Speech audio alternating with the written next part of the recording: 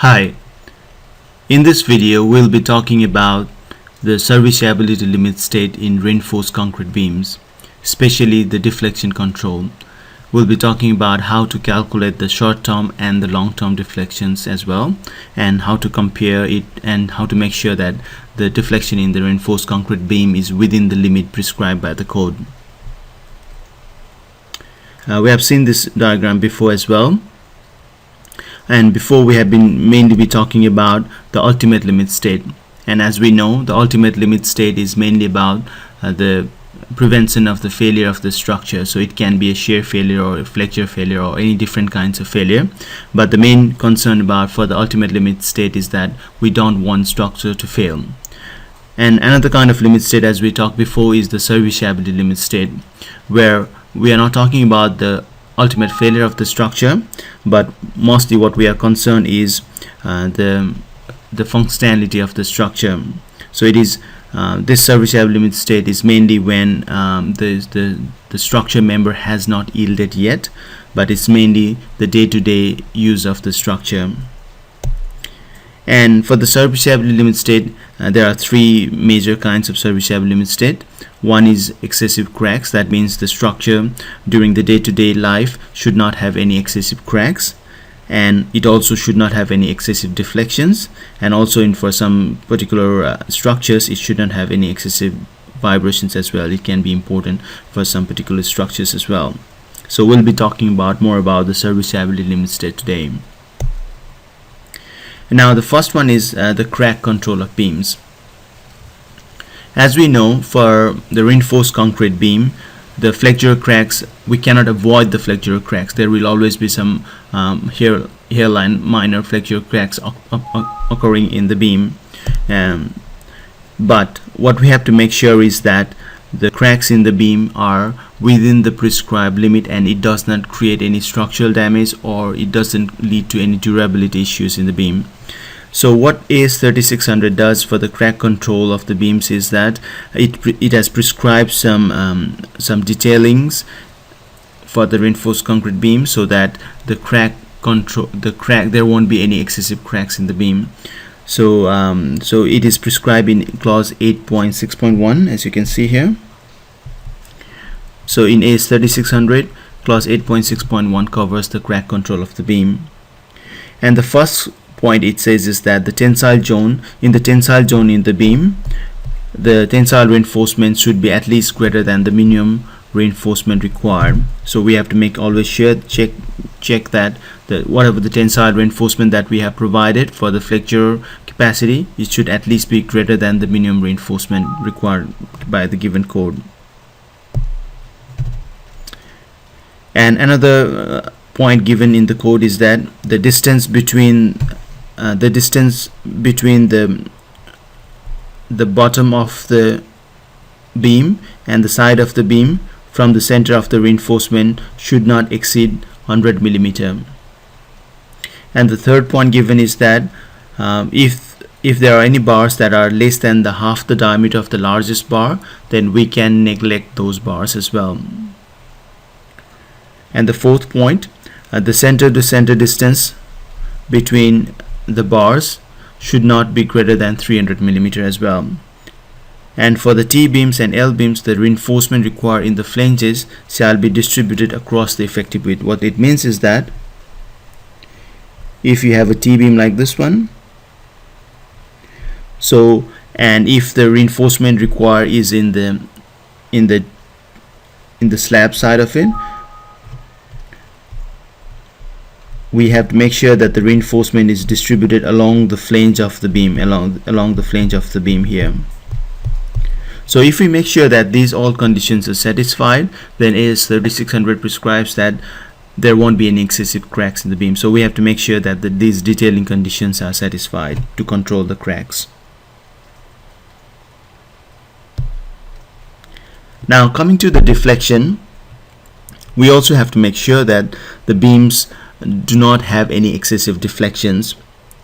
The excessive deflection in beams and slabs may cause the sagging of the floor, and it can lead to the poor fitting of the doors and windows, and also can damage the partition walls, and it doesn't look good as well. So those are the reasons why we have to control the deflection. And one of the best ways to control the deflection in the reinforced concrete beams or slab is by increasing the depth of the section. So the greater the depth, the smaller the deflection of the section, as we are increasing the moment of inertia for the section. So with the design codes, they usually limit the deflection by specifying either the certain minimum depth required for the member, or it will prescribe the permissible maximum deflection, and we have to make sure that the deflection in the beam is within that limit. So these are the two different ways the design codes limits the deflection in the beam. Now for AS3600, now if you look into table 2.4.2, you can see a table on the maximum amount of deflection allowed for different structural members. The first one is for all the kind of members, all general kinds of member. So it says that the total deflection allowed is L over 250, that is where L effective is the span of the member. So if span of the member divided by 250 is the total deflection allowed for normal elements, and for the cantilever elements the deflection allowed is L effective over 125. That means, for example, if it is a simply supported beam like this one,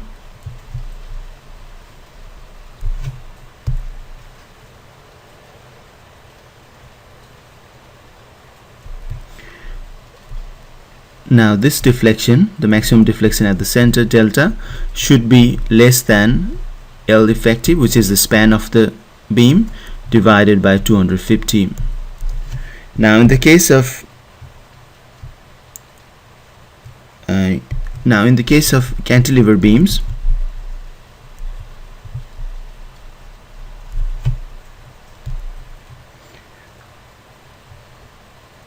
the deflection allowed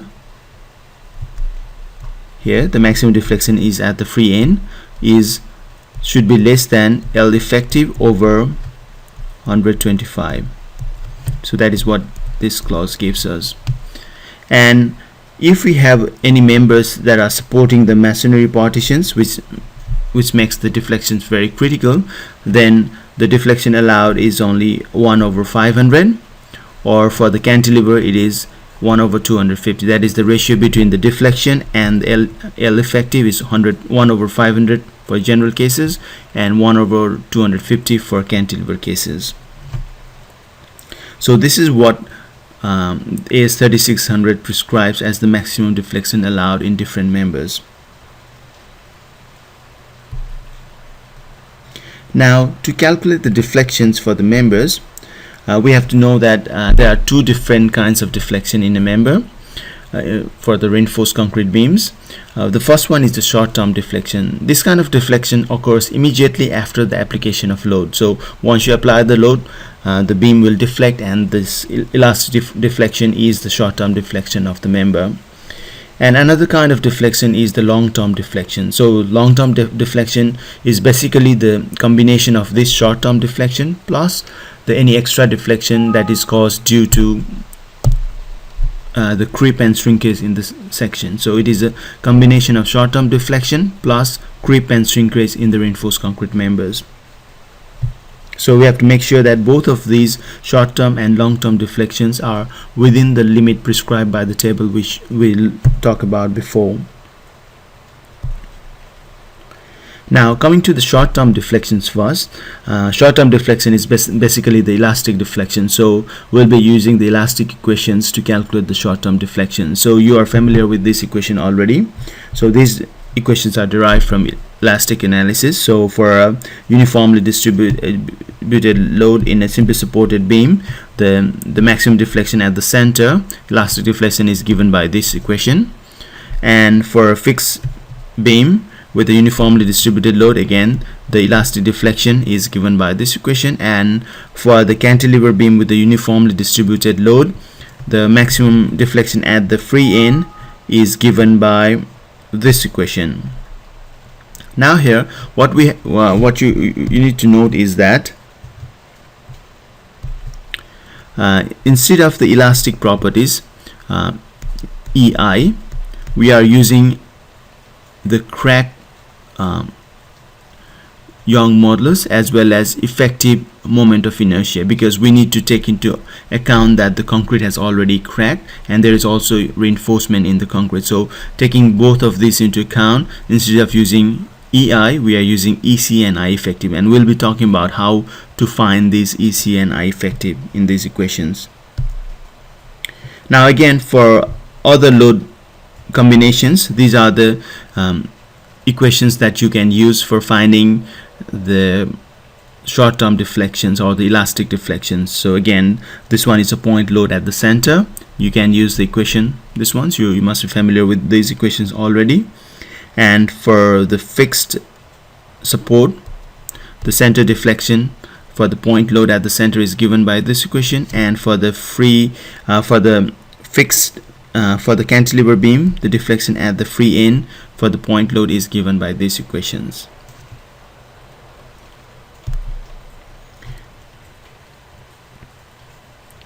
Now for a reinforced concrete beam, if before it cracks, the moment of inertia for the section is given by I, which is, if it is a rectangular section, we can compute this as BD cubed by 12. But once the load increases, there will be cracks in this section, as we know. So that means there will be a certain portion of the section where there are already the flexure cracks appearing here. So we need to take into account that the moment of inertia is reduced now, because we can consider only the uncracked part of the concrete to calculate the moment of inertia. But of course there are reinforcements as well. And however, there are sections in the beam where the moment is still small, so there are no cracks in these sections at all. That means we can still use the full moment of inertia, BD cubed by 12 in these cases, but for this case the moment of inertia is smaller than BD cubed by 12. That means in the reinforced concrete beam which has already cracked, it is not there is a combination of full moment of inertia plus crack moment of inertia. So in these cases we need to find effective moment of inertia, which we call it as I effective, to take into account that I crack and full moment inertia.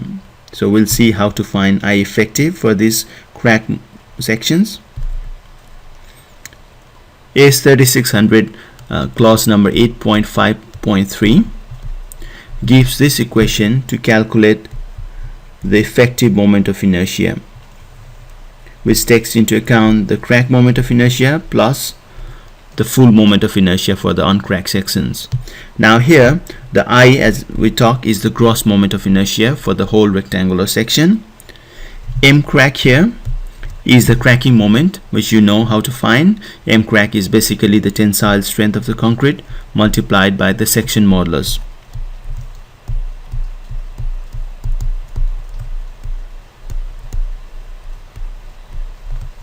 And if it is a rectangular section, it will be BD square by 6. Now I crack, again as we talked before, is a moment of inertia for the crack section, neglecting the concrete in tension. And M star S here is the maximum moment in the member due to the short-term loading. So due to the short-term loading, we can calculate the moment caused in the member, the maximum moment caused in the member, and that is what M star S is here. So putting down all these values in, we can find out the effective moment of inertia for the whole section. Now again, for the uncracked section, as we talked about, if it is a rectangular section with width B and depth D, we can see that the moment of inertia we know is BD cubed by 12. That is the full moment of inertia for the uncracked section. And if it is a cracked section, then we can take into account the moment of inertia for the uncracked section at the top, and we will neglect the moment of inertia for the concrete below the neutral axis because it has already cracked. But what we have to remember is that there is a reinforcement there. So we have to take into account the reinforcement area as well. but we need to convert the reinforcement area into equivalent concrete area. So we can do that by multiplying the total area of reinforcement by a factor n, which is given by the Young modulus of steel divided by the Young modulus of concrete. So this ratio, this parameter will convert your total area of steel into the equivalent area of concrete. So we have to consider both the steel area in terms of concrete area and the uncracked concrete to calculate the total crack moment of inertia. So for this section, for the uncracked section of the concrete, the total moment of inertia about the neutral axis, you know how to find this one. It is bx cubed by 3. The moment of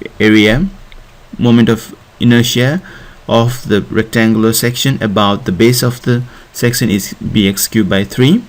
And now we have to add the moment of inertia from the reinforcement here as well.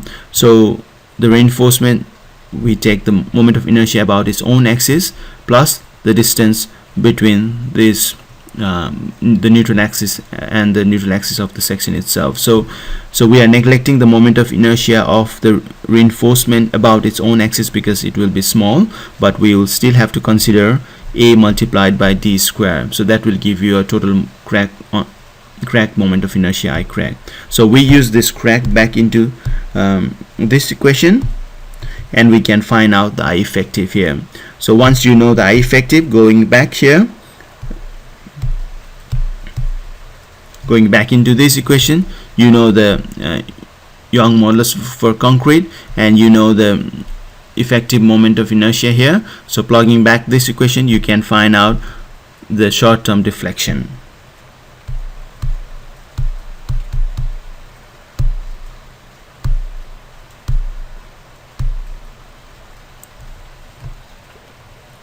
Now for the long-term deflections, we need to add the creep and shrinkage effect apart from the short-term deflection.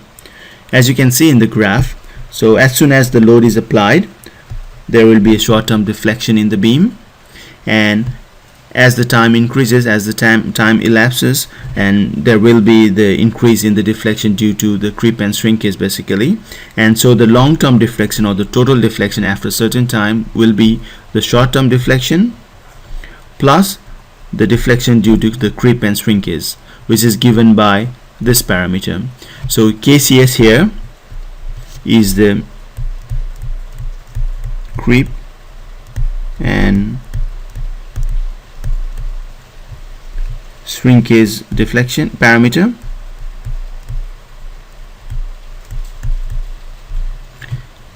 and delta sustain here is the short-term deflection caused by the sustained part of the loading, right? We'll see that one later.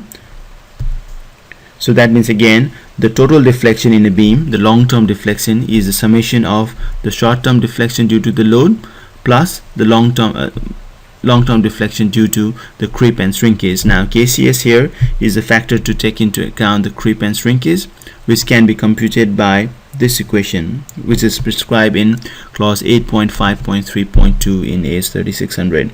Now as you can see here, ASC is the area of steel in the compression and AST is the area of steel in the tension. So for example, in this beam, so this would be your area of steel in tension, and the area of steel in compression here is ASC. So as you can see, if there are reinforcement in the compression side, KCS value will be decreasing. If there are no reinforcement in the compression side, the KCL value will be 2, as this becomes 0. So that means, as we discussed in the W reinforced section as well, the one of the advantages of the W reinforced section is that the creep effect will be reduced, that is the creep deflection will be reduced. So but if there is none, then KCS will be 2. And delta sustain is the short-term deflection due to sustained portion of the loading, and delta S is again the short-term deflection due to the short-term loading itself. And here the short-term deflection, and for the short-term deflection of the sustained loading, you can see that these parameters here are the short-term and the long-term loading factors. As you might have noticed, this is the load combination that we use for the serviceability limit state. So what it is important to note is that we are not using the load combination that you are familiar with, 1.2 G plus 1.5 Q. We are not using that load combinations because that load combination is for the ultimate limit state. But we are not concerned about the ultimate limit state here. We are just concerned about the day-to-day loading that is within the serviceability limit state. So we are just considering G plus the short-term loading factor multiplied by Q for the short-term deflections, and for the long-term deflection we'll just add the dead load plus the long-term deflection factor multiplied by Q. So again, to remember that we don't have to use 1.2 G plus 1.5 Q for the serviceability limit state. And the short-term loading factor and the long-term loading factor is given in AS1170 for different floor conditions. As you can see here, for different floor conditions, the short-term loading factor and the long-term factors are given here. So plugging this back into our previous equation, you can find the total deflection, and all of this deflection should be less than the prescribed deflection of the code.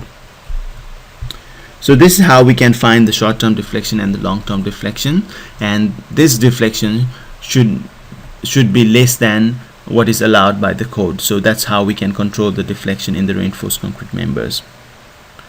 We'll also do a example in a different video, so that will explain about all these parameters more clearly.